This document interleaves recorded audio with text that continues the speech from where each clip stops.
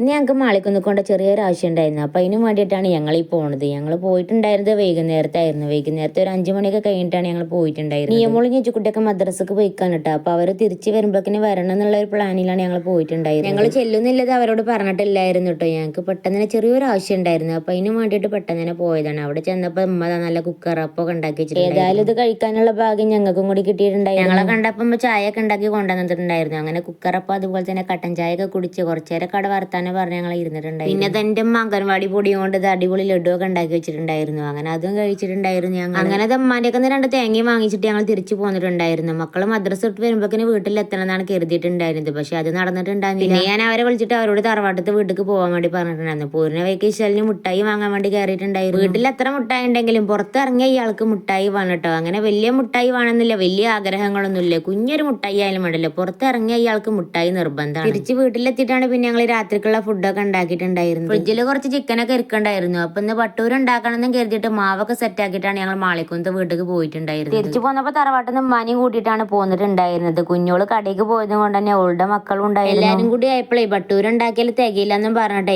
കാക്കുത പൊറാട്ട ഉണ്ടാക്കാൻ വേണ്ടിയിട്ട് കുറച്ച് മാവും കൂടി കൂട്ടി വെച്ചിട്ടുണ്ടായിരുന്നു. അങ്ങനത്തെ ഞങ്ങൾ 3 പാട് കൂട്ടിയിട്ടാണ് പണിയൊക്കെ തീർത്തിട്ടുണ്ടായിരുന്നത്. ചിക്കൻ കറിയൊക്കെ ഉമ്മനെ വെച്ചിട്ടുണ്ടായിരുന്നു. കാക്കുത മാവൊക്കെ എനിക്ക് പരത്തി തന്നിട്ടുണ്ട്. ആള് പിന്നെ പ്രവാസി ആയതുകൊണ്ട് തന്നെ കുക്കിങ്ങിലൊക്കെ നല്ല എക്സ്പേർട്ടാണ്. ഇവര് പിന്നെ റൂമിൽ തന്നെ ഫുഡൊക്കെ ഉണ്ടാക്കി കഴിക്കണത് കൊണ്ട് തന്നെ എല്ലാ ഫുഡും ഉണ്ടാക്കാൻ അറിയില്ല. അധികം പ്രവാസികൾക്കൊക്കെ ഫുഡ് ഉണ്ടാക്കാൻ അറിയാം. സത്യം പറഞ്ഞ ആൾ ഇനിങ്ങാട്ടിലും അടിപൊളിയായിട്ട് മാവൊക്കെ പരത്തി തന്നിട്ടുണ്ട്. ഇതിന്റെ ഇടയ്ക്ക് എല്ലാരും പാടെ നിന്നപ്പോഴേ അടുക്കള വലിപ്പം പോരാന്ന് ഞാൻ പരാതി പറയുന്നുണ്ടായിരുന്നു. വീട് പണിയൊക്കെ കഴിഞ്ഞ് താമസം തുടങ്ങുമ്പോഴേ നമുക്ക് അവിടെ അങ്ങനെ ആട്ടിയാൽ മതിയായിരുന്നു, ഇവിടെ അങ്ങനെ ആട്ടിയാൽ മതിയായിരുന്നു എന്നൊക്കെ തോന്നുന്നു. ഇനിയിപ്പോ ഒന്നും പറഞ്ഞിട്ട് കാര്യമില്ലല്ലോ, അതുകൊണ്ട് അങ്ങോട്ട് അഡ്ജസ്റ്റ് ചെയ്ത് പോവുകയാണ്. പിന്നെ ഫുഡ് ഉണ്ടാക്കലൊക്കെ കഴിഞ്ഞിട്ടേ മക്കൾക്ക് ഫുഡൊക്കെ കൊടുത്തിട്ടുണ്ടായിരുന്നു. അവരുടെ തീറ്റ കഴിഞ്ഞപ്പോ ഷെരീഫൊക്കെ കടയിൽ നിന്ന് വന്നിട്ടുണ്ടായിരുന്നു അവരെ കൊണ്ടുപോകാൻ. പിന്നെ ഉണ്ടാക്കിയെന്ന് കുറച്ച് കുഞ്ഞോൾക്കീറ്റും കൊടുത്തയച്ചിട്ടുണ്ടായിരുന്നു. അങ്ങനെ ഷെരീഫൊക്കെ വന്നപ്പോൾ ഞങ്ങൾക്ക് അവൽ മിൽക്കൊക്കെ കൊണ്ടു വന്നിട്ടുണ്ടായിരുന്നു. അങ്ങനെ അതൊക്കെ കുടിച്ച് ഞങ്ങൾ ഫുഡൊക്കെ കഴിച്ചിട്ടുണ്ടായിരുന്നു. പെട്ടെന്ന് തന്നെ ഉണ്ടാക്കിയത് കൊണ്ടാണ് എന്താണെന്ന് അറിയില്ല കേട്ടോ. പൊറോട്ട വല്ലാതെ അങ്ങോട്ട് ശരിയായിട്ടൊന്നും ഉണ്ടാകുന്നില്ല, എന്നാലും വലിയ കുഴപ്പമൊന്നും ഉണ്ടാകുന്നില്ല. കഴിക്കാനൊക്കെ അടിപൊളിയായിട്ടുണ്ടായിരുന്നു. അപ്പൊ ഇത്രേ ഉള്ളൂ ഈ ഒരു വീഡിയോ ഇഷ്ടപ്പെട്ട ലൈക്ക് ചെയ്യാനും സബ്സ്ക്രൈബ് ചെയ്യാനും മറക്കല്ലേ.